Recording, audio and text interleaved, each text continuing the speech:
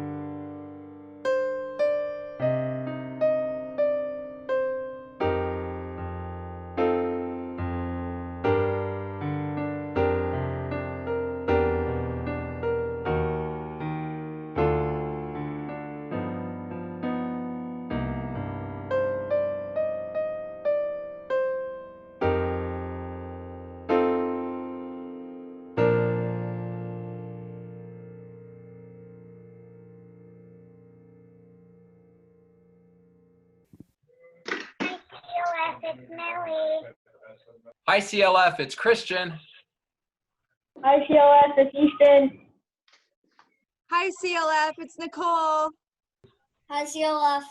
I'm Will. Hi, CLF, it's Nigel. Hi, CLF. It's Amethyst. Hi, CLF. It's Oliver. Well, hi, CLF. It's Rev Sherry.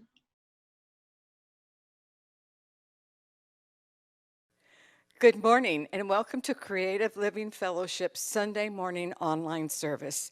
Please join me in our opening song, Use Me.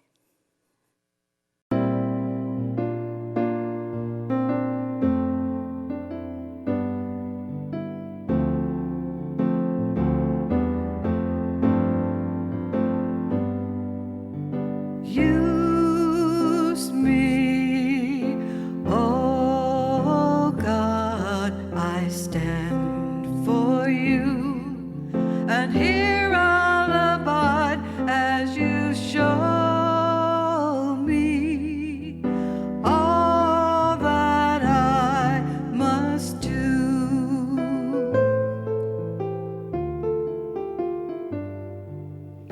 I used to think God was the sun, God is the sun, and God's so much more than the earth and the stars and all of creation. God is creator, all in all, and God needs us to shine its light as me, as you, so use me. Oh God, I stand for you, and here I'll abide as you show me all that I must do.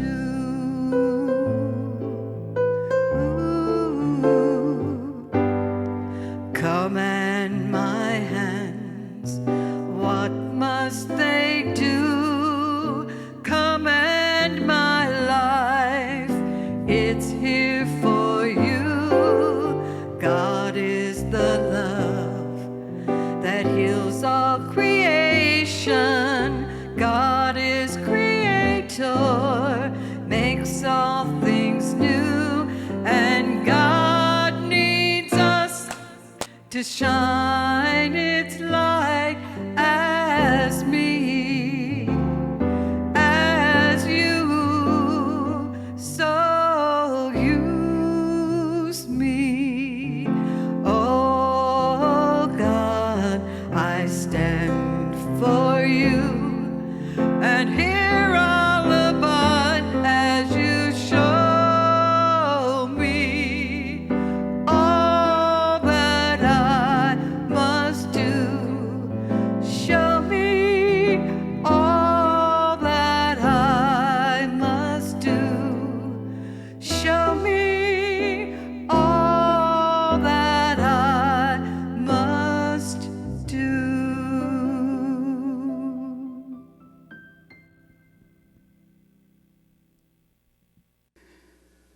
Good morning. Welcome to Creative Living Fellowship. I'm the Reverend Dr. Sherry F. McCreary. I'm the senior minister here at Creative Living Fellowship, and it is my pleasure to welcome you here this morning. It is also my pleasure to say Happy Father's Day to all the fathers out there and all the father figures out there, those who serve as fathers in the lives of so many. Happy Father's Day to all of you. Creative Living Fellowship is a religious science church and teaching center, and we welcome all paths that lead to truth. We have a special message that we give to our first-time visitors, so if you're visiting with us for the first time on this day, I would like to extend that message to you. So all you have to do is open your hearts and open your minds and just receive the message that we give to you. Whoever you are, wherever you've been, whatever brought you through our doors and to our service this day, we welcome you here into our hearts. Namaste. Namaste is a Sanskrit word that means the God in me recognizes and honors the God in you. and that we do here at Creative Living Fellowship. We have two practitioners who are holding high watch for us this morning. And what that means is that they are sitting in meditation and prayerful contemplation, just holding a space for the perfect unfolding of this time that we spend together here in this service today, and also for all that's going on in the world, all that may be going on in your individual lives. These practitioners, Rhonda Emmerich and Jeannie Sovereigns, are holding a space for the perfect unfolding of whatever may be happening. Thank you, Rhonda. Thank you, Jeannie, for your service this morning. Our AV team that's bringing us this online service here today is Nicole Jordan and Deb Covington. Deb is a new member of that team. As you know, as I always say, she's a Jill of all trades. She's our song leader. She's our director of operations here at CLF, and now she's on the AV team. So thank you, Deb, for your service. Thank you, Nicole, as usual, for your service. Once again, we'd like to send a shout out to Luis Morales, who is our sound tech, on the new baby who came 2 weeks ago, Maricela. And we are very, very happy for the Morales family. Now Nicole Jordan will be bringing us our video announcements. After the announcements, there will be a brief gong wash. Following the gong wash, there'll be a few moments of silence, and then practitioner Reverend Dr. Joyce Buchers will bring us our reading and our evocation. But now, here's Nicole with the announcements. Good morning, Creative Living Fellowship. Are you ready for your announcements? Remember to join us for midday meditation on Facebook at noon, Monday through Thursday. Your children are invited to join our youth ministry weekly for a Zoom lesson on Mondays at 7 p.m. Lessons are focused on nurturing spirituality and science of mind practices for our kiddos. Weekly topics are inspired by Reverend Sherry's themes and include growth mindset and mindfulness exercises. Zoom info can be found in the comments. Stay connected and supported with your CLF family and join Reverend Sherry every Tuesday as she hosts a Community Care Connection Zoom meeting at 6:30 p.m. We started last week and continue to do visioning for your life's purpose. Join us and bring a pen and paper to capture God's vision for your life. You can find the Zoom link information in the comments, our weekly email, or under events on our website or Facebook. We look forward to seeing you on Tuesday. Remember, you can now text to give to make your contribution to CLF. Simply text the amount you'd like to give to 602-610-1868. If it's your first time donating by text, you'll be sent a link to set up your account. After that, all you'll need to do is text the amount you'd like to give to, again, 602-610-1868. Speaking of tithing, CLF is a tithing church, and we are looking for nonprofits to send our quarterly tithe to. If you have a nonprofit you would like to nominate, please use the link found in the comments to submit your recommendation. You can also find a link to this form on our website under Tithe Recipients. Tell me, how often have you thought you were doing everything right, yet still felt blocked in different areas of your life, including your relationships, career, health, or financial affairs? And with all the things going on in the world today, believe it or not, the profoundly powerful act of forgiveness may be the key that unlocks the door to freedom in your life. Research shows that forgiveness can also reduce stress and depression, improve health and physical well-being, and heal relationships.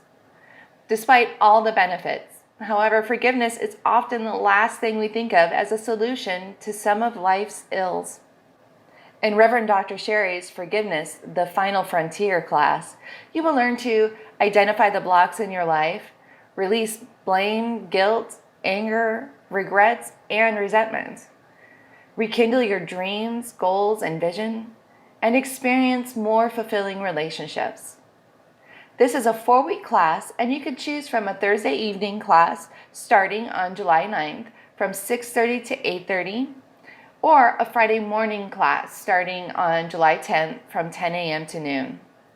Registration links can be found in your comments, or visit our website and click on classes. You can also find these in our Facebook events. Have you been missing fellowship after service? Well, you don't have to. Come to our online Sunday service at 11:15. Use the Facebook video chat link posted in the comments or found under our events on our website or Facebook page. And hang out. Discuss the service. What's been inspiring you or what's been challenging you?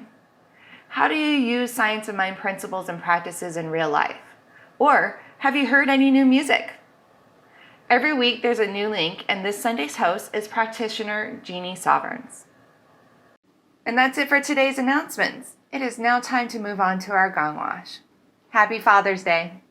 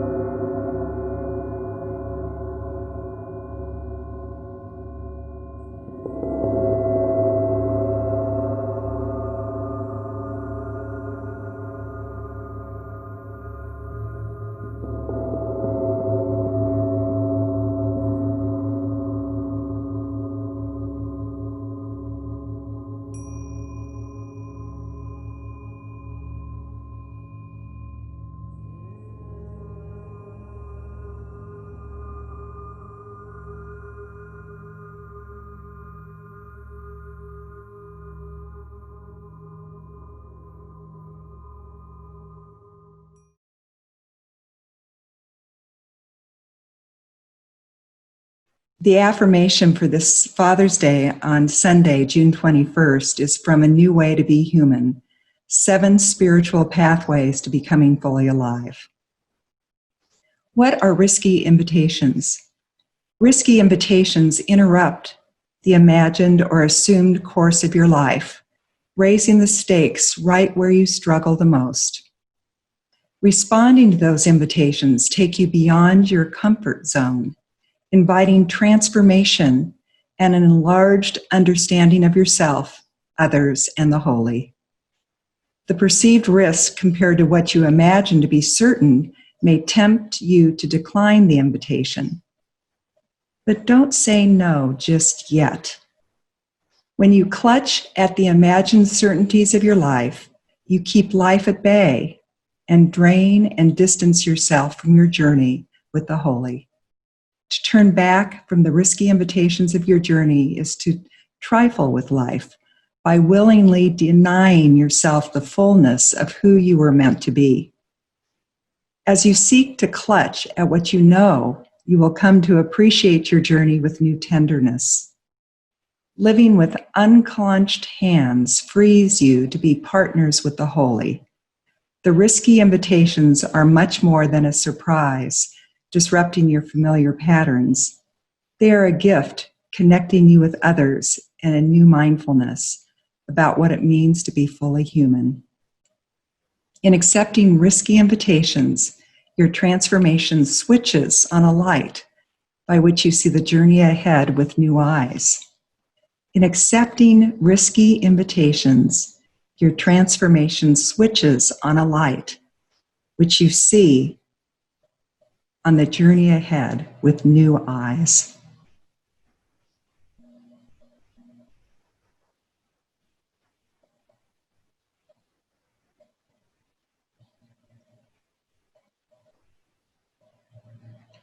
Will you pray with me?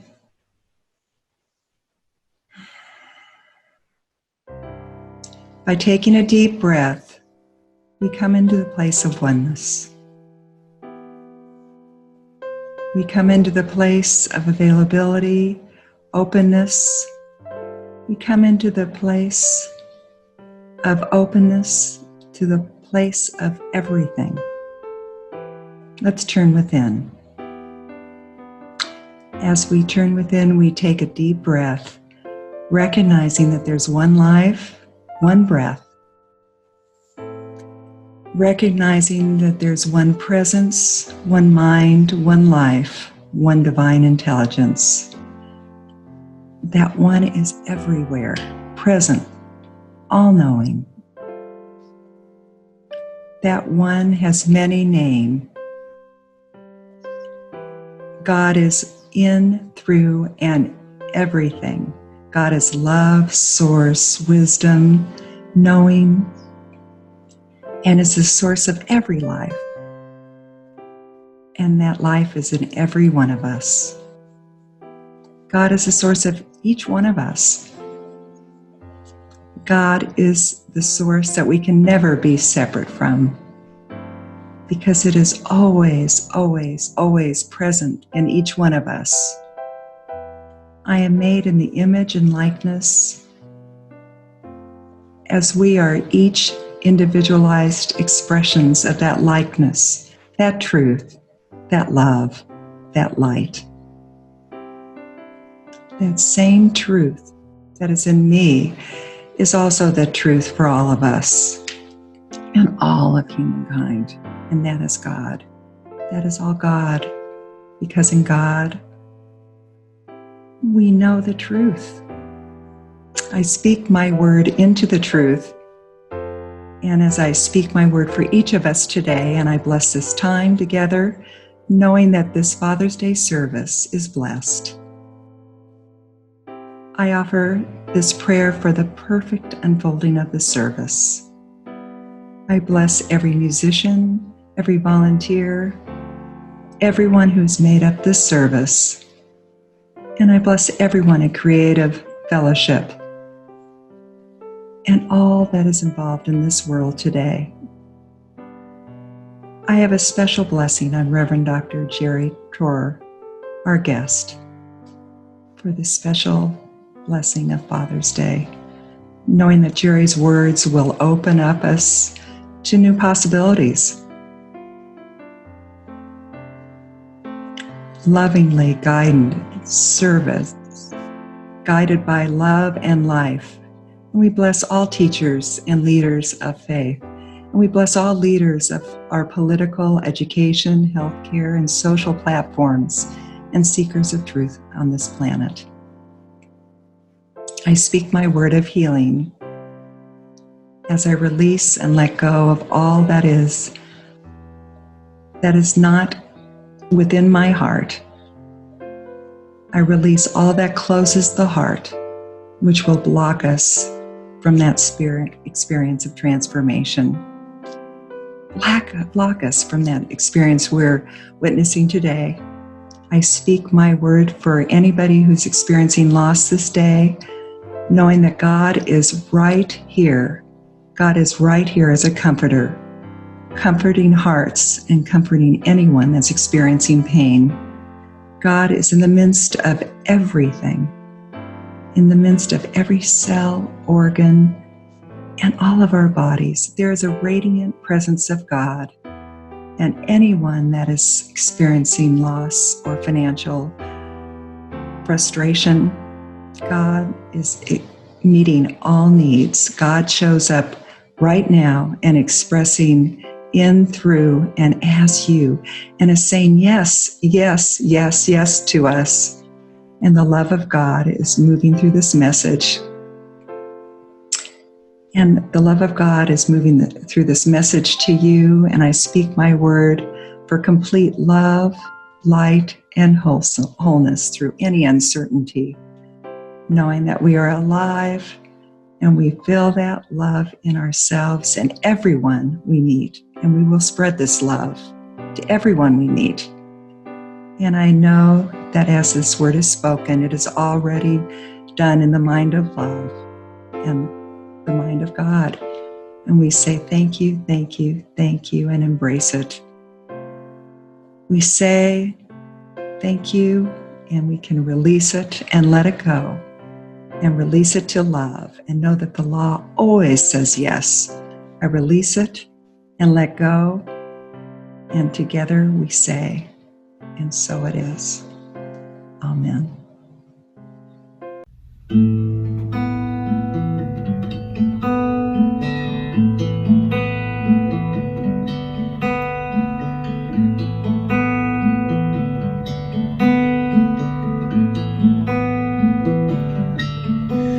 In the stillness of this moment, there is peace.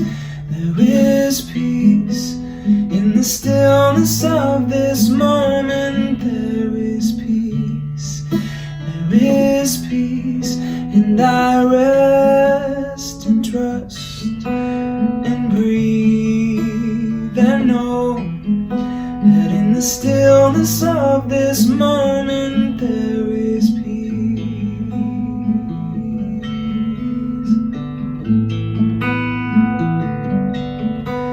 In the stillness of this moment, there is love. There is love. In the stillness of this moment, there is love. There is love. And I rest and trust and breathe and know that in the stillness of this moment, there is love.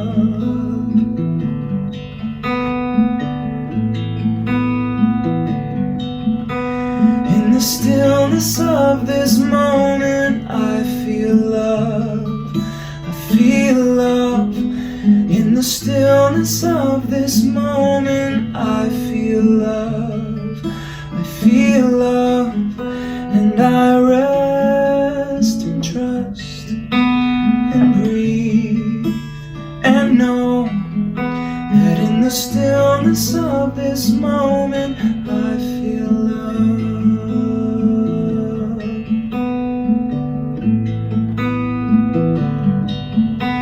In the stillness of this moment, I am peace.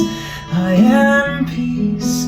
In the stillness of this moment, I am peace. I am peace. And I rest and trust and breathe and know that in the stillness of this moment, I am peace. I am love. I am peace. There is love. There is peace.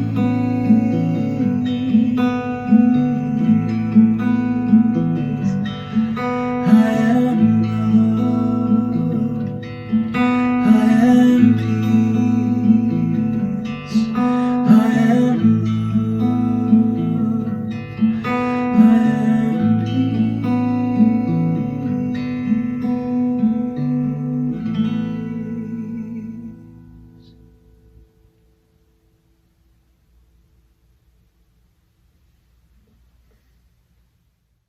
Thank you, Dan Vega.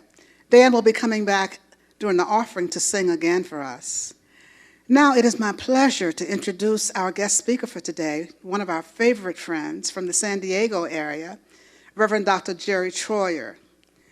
Dr. Jerry is a native of San Diego County, California, where he serves as a staff minister at the Om Center for Spiritual Living, and he is the administrator for Anton, the affiliated New Thought Network, which is an organization of New Thought independent religious science centers, and CLF is a member of that organization. Dr. Jerry lives in La Mesa, California with his beloved golden retriever, Maggie. I bring you now Dr. Jerry Troyer. Good morning, dear ones. I'm Reverend Dr. Jerry Troyer, and it's my great pleasure to be with you today. Beloved community, Creative Living Fellowship, thanks to Reverend Dr. Sherry for the opportunity. My topic for this morning is the lusciousness of allowing, and subtopic, saying yes to risky invitations. Think about the word allowing. Allowing to me goes against one of my very most favorite words, and I bet yours as well, should. I believe that if there's a word in the English language that we could take out of the dictionary and send into space, it would be should. You should do that. You shouldn't do that. You should go to the gym. I think your gyms are open. Our gyms are open again. You shouldn't have that second piece of chocolate cake. You should go to church. Well, see, that's the exception because you should go to church. But all the rest of those, hear that judgment, hear that I don't really want to do that, but I should, ... We have our rules and assumptions and history on how life should be. And everything is fine as long as everything is fine. But what happens when something happens? What happens when something changes? Can we allow ourselves, there's that word again, can we allow ourselves to allow whatever is going on in the moment without shoulding all over it, for lack of a better word?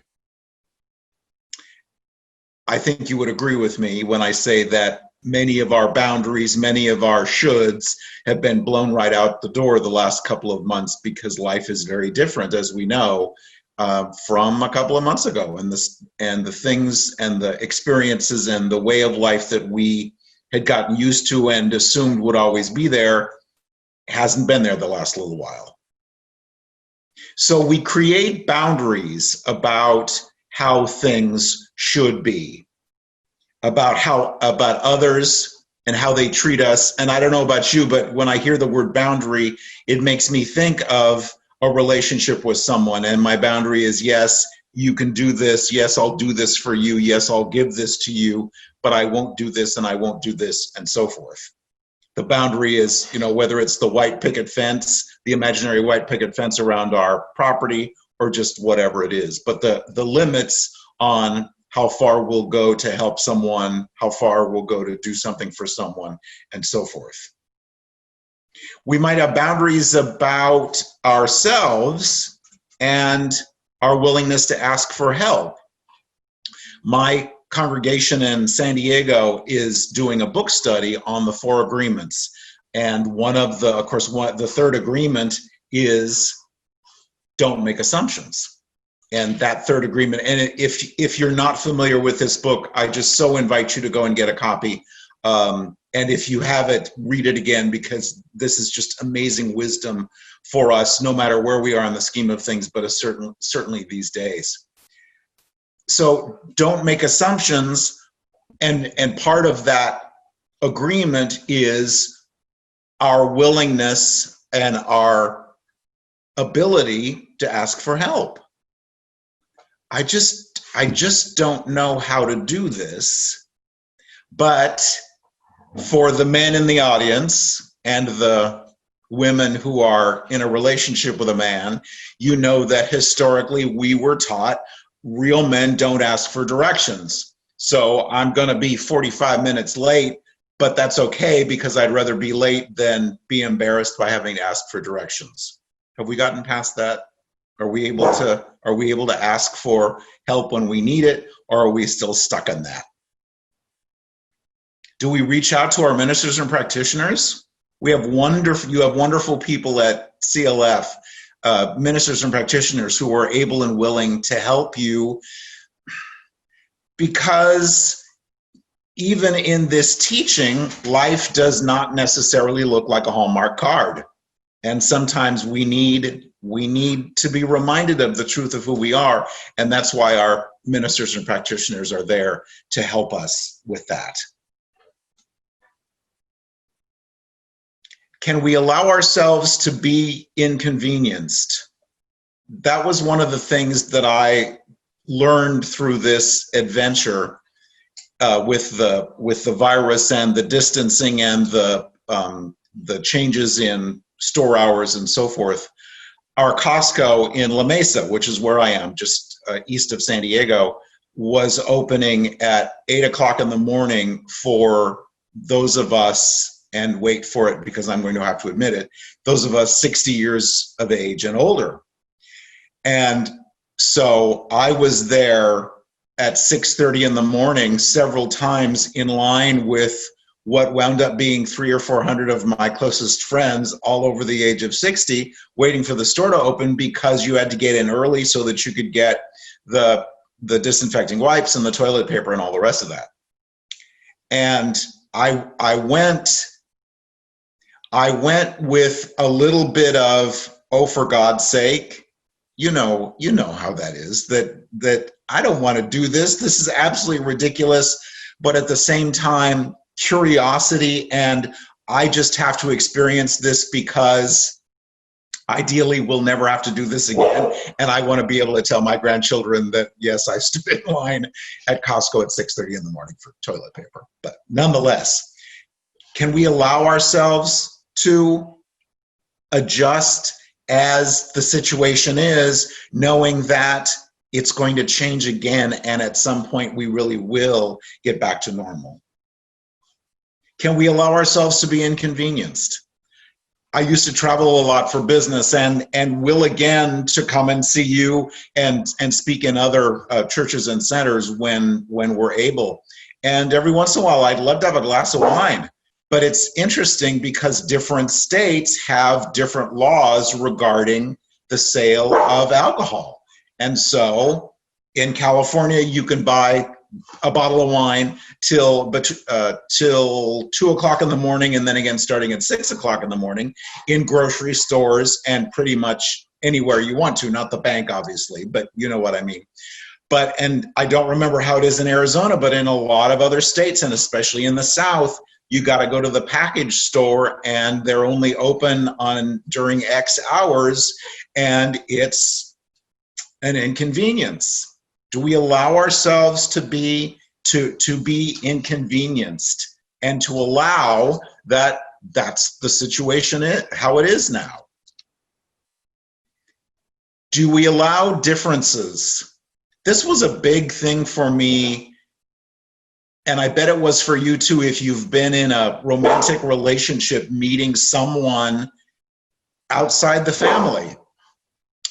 And so you've grown up with your parents or grandparents or whatever your situation was, but you've grown up with them and you all believe the same things and act the same way and eat the same things and all the rest of that.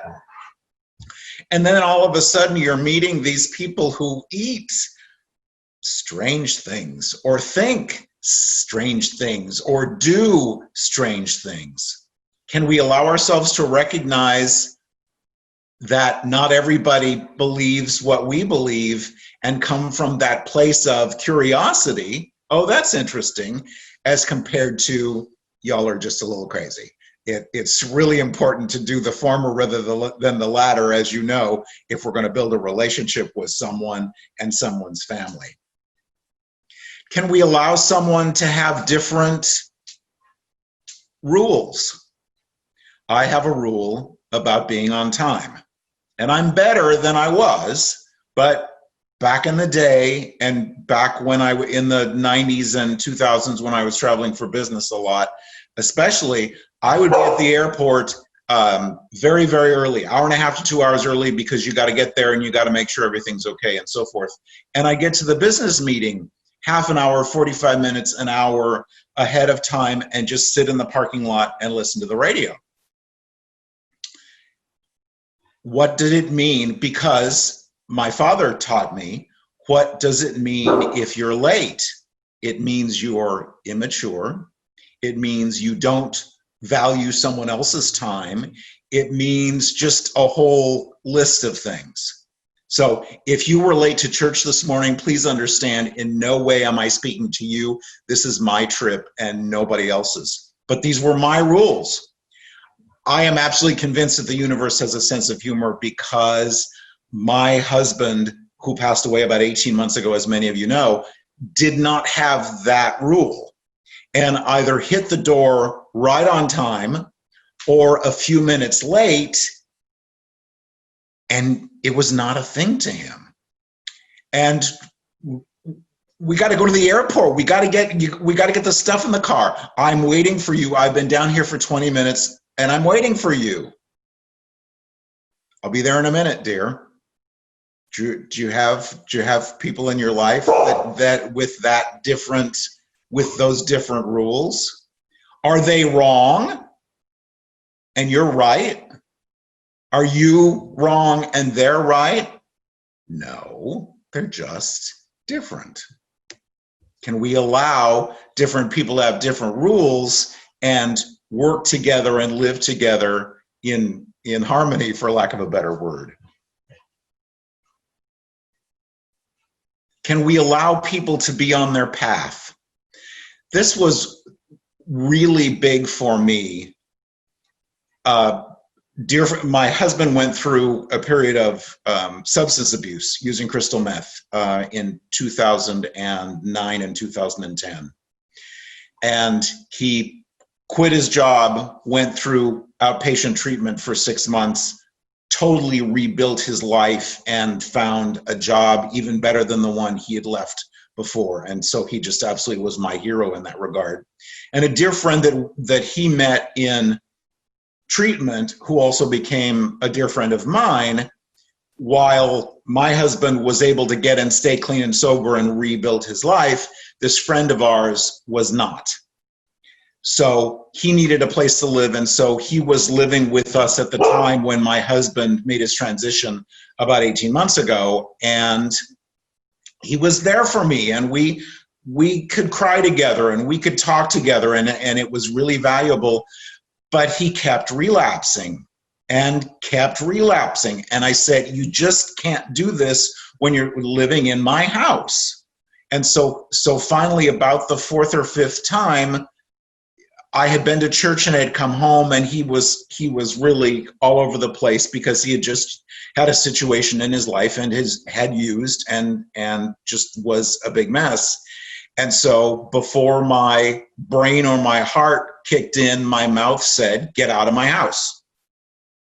And so he left. And so it's really been, it's been an ongoing forgiveness process for me to allow him back into my life. And he won't be in my house again, but he will be in my life again.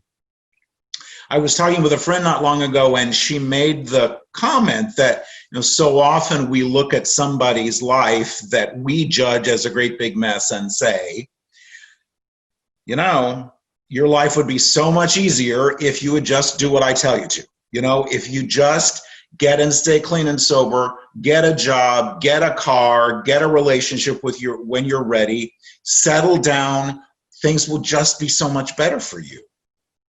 And my friend made the incredibly wise observation that, but what if it's not?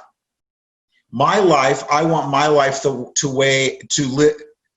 want my life to look the way I want my life to look. But maybe that's not how he wants his life to look. In his heart of hearts, somehow, some way, in this experience, it's the roller coaster and the bouncing off the walls kind of thing, because that's just what he's doing on this life experience. Can we allow people we love to be on their own path? It's an interesting question. Can we allow people who we love to be on their own path when their path doesn't look like ours? Can we allow ourselves to say, I don't know? This teaching that we call religious science or New Thought is so wonderful, and we absolutely love it. It's religious science or science of mind. That means it works for everybody in every life experience the same way all the time. It's absolute, cut and dried, black and white, no question. But what if it's not? What if we don't have all the answers? What if we don't know how things are going to look after we get past a certain point? We can come from that place of mystery, from that place of not knowing, while quoting Louise Hay saying, "I am safe, it's only change." Ever had something show up in your life that you absolutely did not expect? I don't have the consciousness for that. I don't have a belief in that. Where in the world did that come from? Can we allow ourselves to just work through that experience?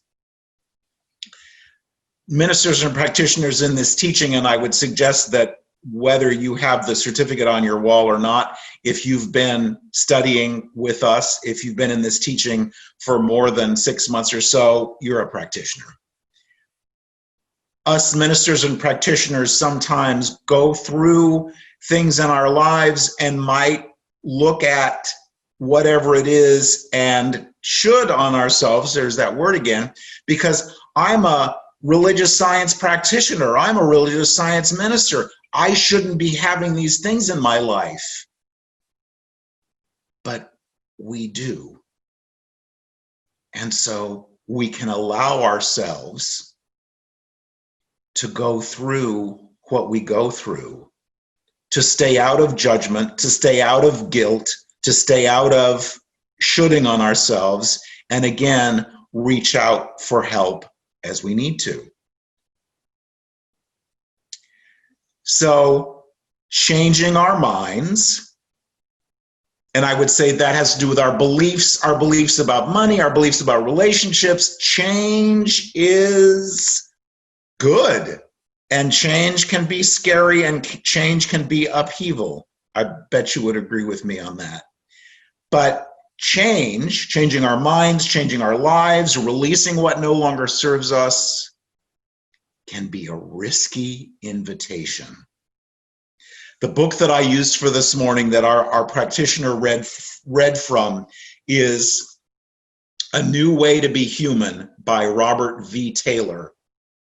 I absolutely love this book, and it's a funny story. My roommate from college, we somehow were talking about something a couple of years ago, and he said, and I was explaining the new thought in religious science and so forth, and he said, well, do you know Robert V. Taylor, or have you read his book? And so Robert is a friend of Mark's, and so that's how we kind of got connected. But just really, really nice guy, and just a wonderful book. So A New Way to Be Human, 7 Spiritual Pathways to Becoming Fully Alive by Robert V. Taylor. Most of us like sameness. You might like change, and good for you. Every once in a while, go a different way to work or try a new restaurant or whatever. A dear friend of mine, we were talking about change in our lives versus staying the same, and she grew up in a military family and counted that she had moved like 24 times in her elementary and high school years, which just is absolutely amazing to me, because I've lived in the same house for 23 years. My parents lived in the house we grew up in for 56 years. They were married for 59 years. My husband and I were together for 33 years. I worked in the same job until I was, I like to say, lovingly released, but laid off for 23 years. So obviously, I don't have a lot of record in change. But change happens. And can we accept the risky invitation and allow whatever it is to come into our lives with the question, how will this be? Again, knowing that we are safe. Can we change a belief, an experience, a relationship, whether intentional or not, to allow ourselves to accept that without bitterness, without anger, without resentment, really is a risky invitation. It's a risky invitation when we get that divine discontent.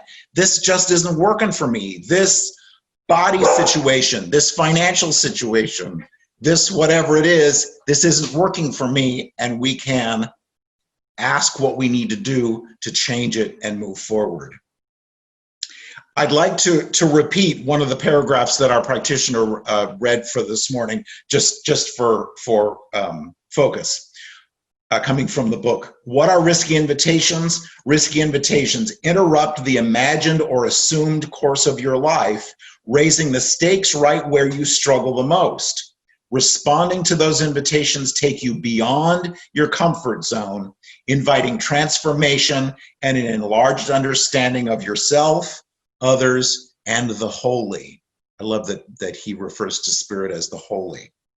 The perceived risk compared to what you imagine to be certain may tempt you to decline the invitation, but don't say no just yet. So how do we allow ourselves to navigate these risky invitations? To look at the change in what we've always believed, always assumed. They'll always be there for us. I'll always be able to, whatever it is, I'll be able to work at this job until I'm 65 and want to retire.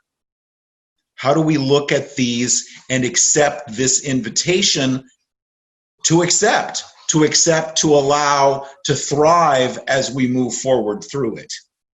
To feel safe in the midst of heart-wrenching grief because of a loss. Is there a way that we can do this? Can we allow ourselves to be fully alive in order to express and experience all the good that life has for us?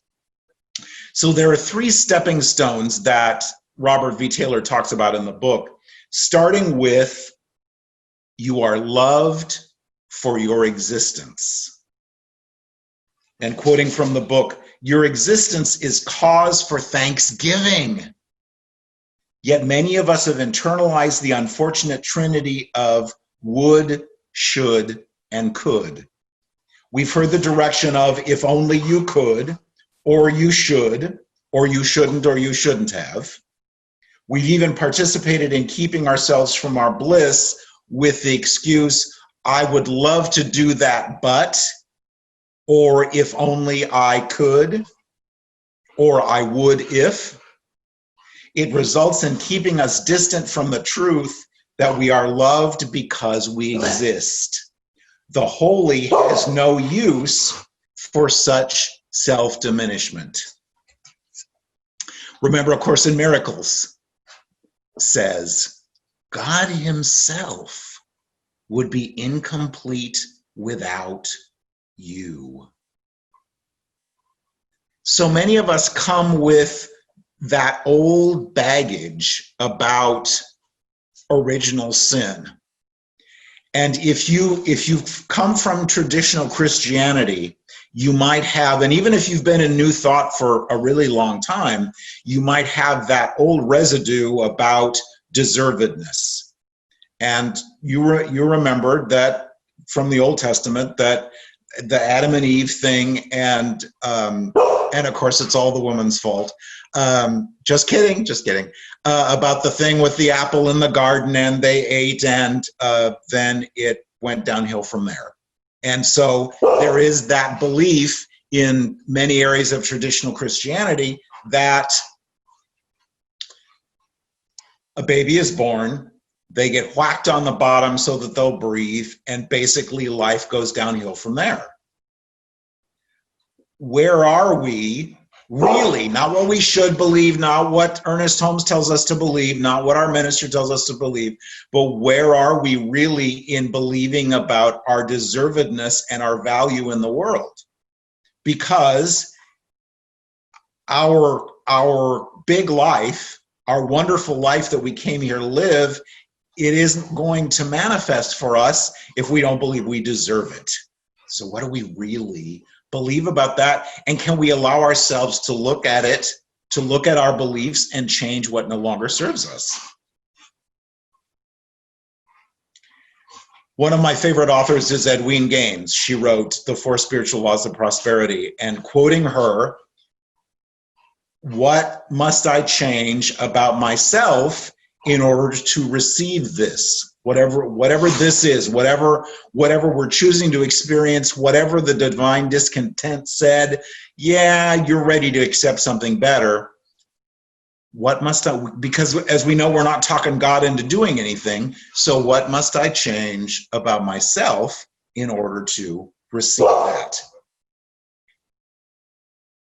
We are loved for our existence by this loving, nurturing, all-giving presence. Can we look at the different areas of our lives and increase our tolerance for good? What's your tolerance for good? If somebody called, I really want to go to Hawaii next year, you figure out the dates, I'll pay for everything. Just come with me. Would that be okay? Really? Or would we start to think about all the reasons why we couldn't possibly do that? How's our tolerance for good? Interesting question. Can we allow ourselves to follow our bliss and do whatever it is that makes our heart sing? Or is that too good for us? So 3 stepping stones. The first one, you are loved for your existence. The second one, trusting and cultivating our imagination. We think of our boundaries as the fence around us to keep us from people who want too much or are users or for whatever reason we want to keep away from us. But in keeping people and experiences out, we're also keeping wonderful new experiences and wonderful new ideas out very often. Do we allow ourselves that lusciousness, love that word, that the lusciousness and the richness of life? Or no, it's okay, I'm all right. Do we allow ourselves that greater and greater and greater good? Do we allow ourselves to see new places, to go when we're able, to visit with people who we have absolutely nothing in common with, different religion, different political background, different culture? If we don't, we're missing out on this most amazing experience. Did you know, and if you've not been, there is no judgment here, it's just my observation. London looks very different from North 6th Street in Phoenix. And it looks very different, and Paris looks very different from Baltimore Drive in La Mesa. It's the first time I traveled overseas, it really was an eye-opener to me, because I thought every place looked the same. And the truth is, of course, that it's incredibly different. That's part of the richness of this experience, to allow ourselves to get out there and see what's different that we're not aware of. Trusting and cultivating our imagination encourages us to learn something new, to spend time perhaps with people who we have nothing in common with, as I mentioned earlier. Many of you know I work with an organization called Urban Street Angels, and we serve homeless young people, age 18 to 25-year-olds. And we used to do a Tuesday night shelter where the youth could come in and have dinner and take a shower and watch a movie. And it just was the most amazing experience. We still have a 9-month housing program, and we have about 70 youth in our program, but we're not able to do the shelter anymore for a variety of reasons. But I had the opportunity to visit with so many of the young people and get a completely new perspective on life, because their lives were the complete opposite of mine. I had two parents in my life until I was 50 something. This, as I talked about before, the same house, the same situation. We never really worried if there was going to be enough money, any of those things. And I believe it's important to get someone else's perspective coming from a place different from where we come from. Different from where we come from.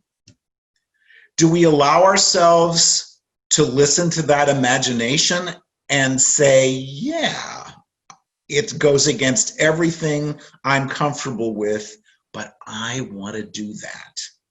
Are you ready to go back to school? You ready to go back to get your certainly your GED if you don't have it, but your college degree or your certificate in whatever?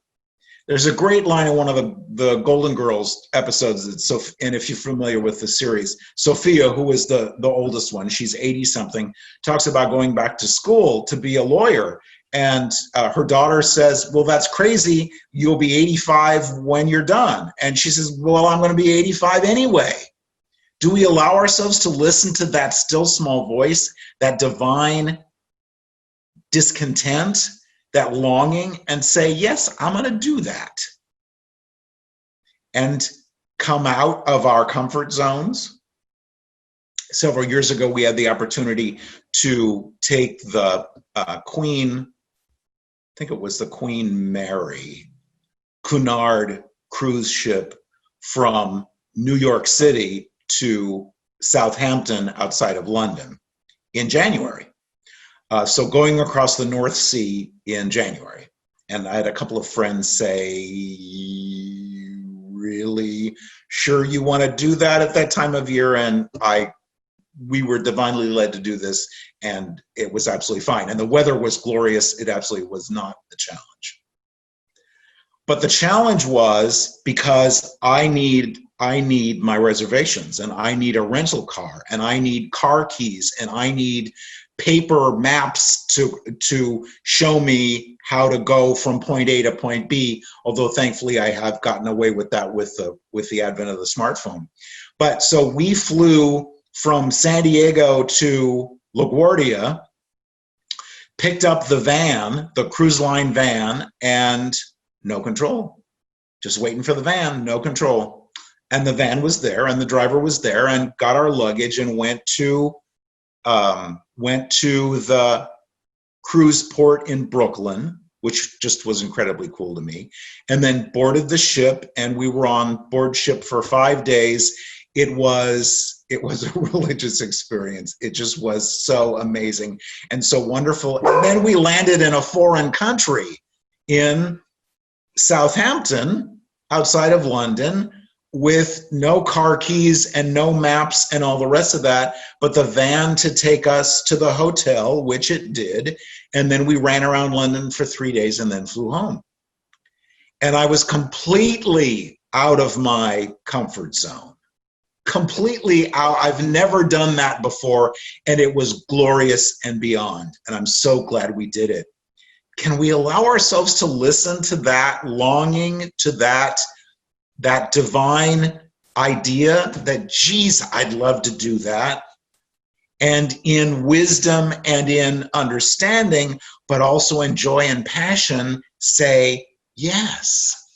Yes, I'm going to do that. If it's something that I really, really want to do, if my imagination is telling me and showing me that this is possible, then it's possible. And there's a way for me to do that.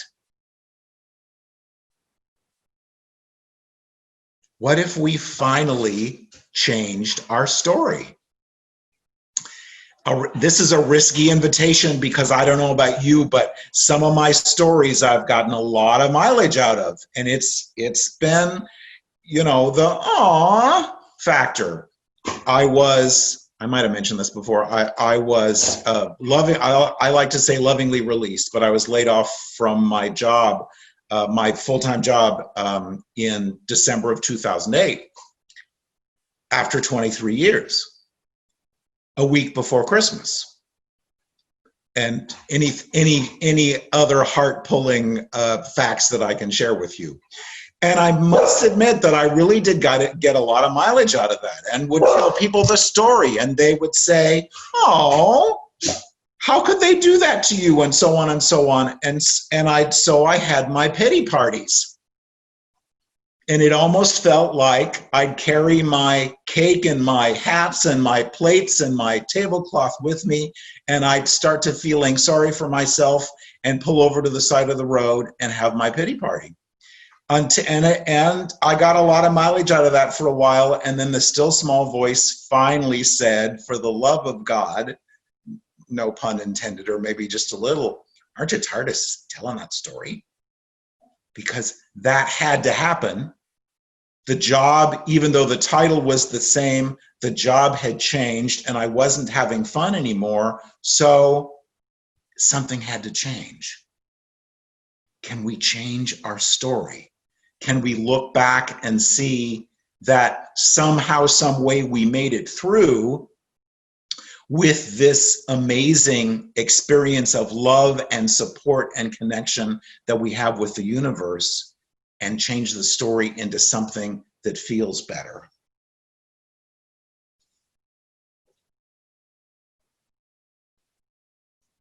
Changing and even releasing our story is a risky invitation because it requires us to stop blaming or being stuck on a particular situation. Well, I can't because of, and at some point, there's the invitation, our imagination, that still small voice says, yeah, but now you can. Now you can look at this for what it was. You can forgive as you need to and move forward. Quoting from the book again, the risky invitations that life offers to each of us present us with choices to accept or decline them. It is accepting them, often not knowing where exactly they will lead us, that our intuition and imagination cheers us on. As much as we are loved for our existence, we are enlivened as we allow imagination to be an active participant in saying yes. That imagination, those ideas, that still small voice, wouldn't it be fun to? Wouldn't you like to? That's our imagination. That's the still small voice urging us to live that bigger, greater life. So you are loved for your existence, trusting and cultivating your imagination, and then polishing the world. And I would suggest that, as divine timing would have it, this one was really big for me and is big for us. And quoting the book again, the journey to become fully human invites us to turn outward, experiencing and welcoming our connection with others. It is in the delight of being a relative of the rest of humanity that our desire for the happiness of others and our intuitive imagination meet, revealing that we can each polish the world. Every kindness and small action join with those performed by others in loving the world. In my allowing, I can see that I don't know. I would like to tell you that I know. I know about your experience. I get it. I have sympathy. I have empathy. I understand what you've been through. But I don't. And may I suggest that that applies for people of a different ethnicity, people of a different social background, financial background, people of a different experience. I don't understand what they've been through. So I can offer compassion and understanding and the opportunity to be heard, coming from that place of unconditional love. And I believe that that's what we are here to do, is to say, I don't know. I just know that I see you as the beloved, as the essence, expression, and experience of spirit, just as I am. So what's your risky invitation today? What's the still small voice telling you? What belief are you ready to let go of? What hurt are you ready to lovingly release? What experience of abundance in your health, in your relationships, in your money are you ready to accept? Any change is a risky invitation. But if we allow that, if we allow what's here now, but also allow ourselves to move forward in our greater good, that's how we live this most amazing life. Because as a wise man, not me, once said, if nothing changes, nothing changes. So with that in mind, join me in the light for just a minute.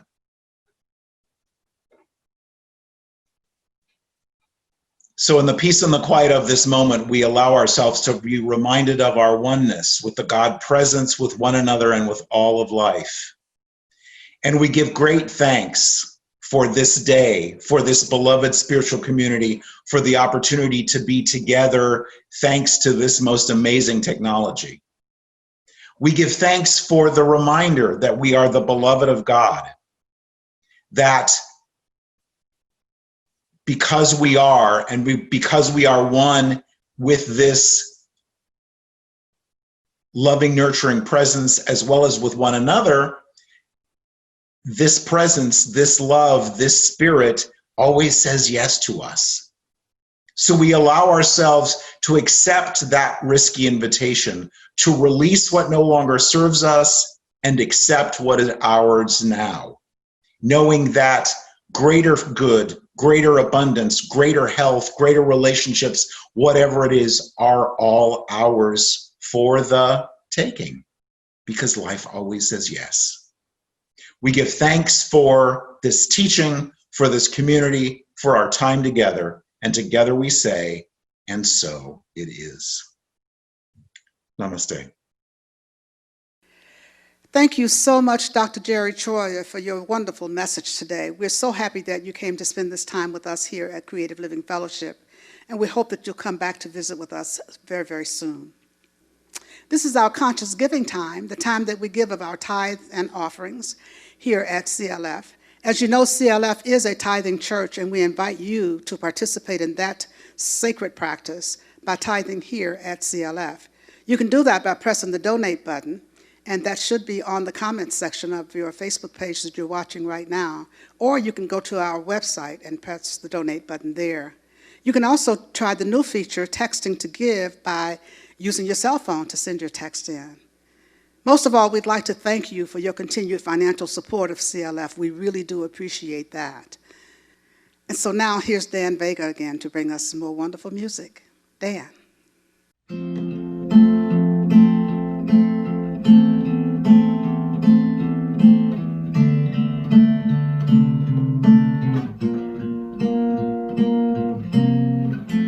One power,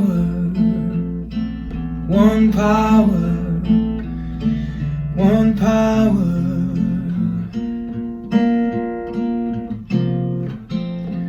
There's one power invisible. Can't you see it everywhere and every day? One power indescribable, and you speak of it with every word you say. Mysterious until you know the truth, as simple as the love inside of you. Call it God, call it Spirit, call it Jesus, call it Lord, call it Buddha, Baha'u'llah, angels' wings or heaven's door. But whatever name you give it, it's all one power, can't you see? It's the power of the love in you and me. One power, one power, one power.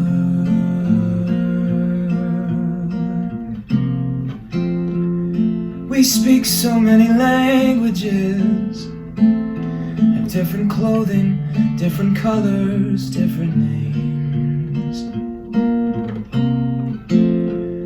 But different is only dangerous when we forget that in the heart we're all the same. And we'll remember when we close our eyes to see that such differences were never meant to be.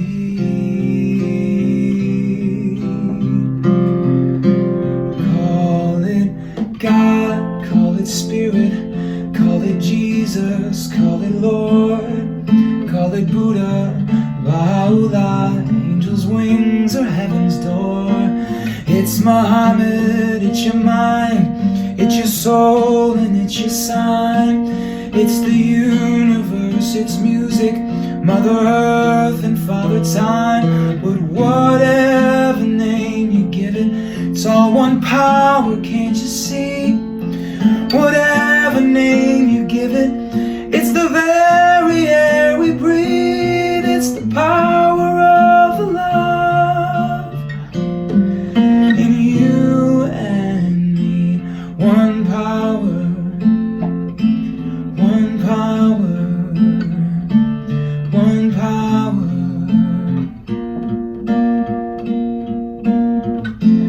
one power, one power, one power.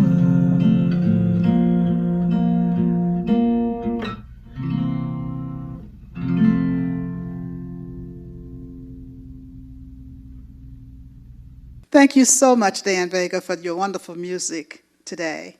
We hope that you'll come back and visit with us real soon right here at CLF. And now just for a few closing announcements. Next week, our musical inspiration is another favorite friend from Los Angeles, California, singer-songwriter Charles Holt. We have on-call practitioners available to pray with you. They're listed on our Facebook page. You can give them a call at any time. You can also email them with your prayer request by going to prayer@creativelivingfellowship.com. Please continue to use our closing prayer, the treatment for supply. It really, really works. It works for all of us. And so I encourage you to continue to use it on a regular basis. It can be found in the Science of Mind textbook, page 262. So let's take a breath together. And most importantly, let's remember to stay connected with each other. Simply by saying I love you, simply by sending a text message, simply by sending an email or a card, or good thoughts, and certainly prayers always. I love you guys. I miss you guys. I'd love to see you again soon. Till then, take good care